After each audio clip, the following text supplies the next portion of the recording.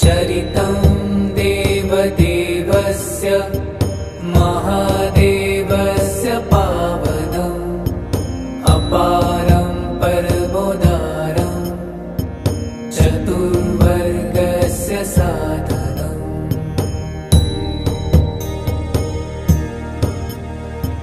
गौरीविनायकोपेतं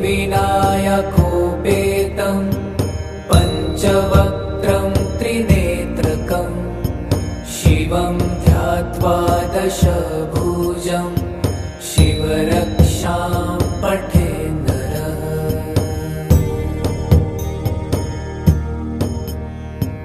गङ्गाधर शिरः पातु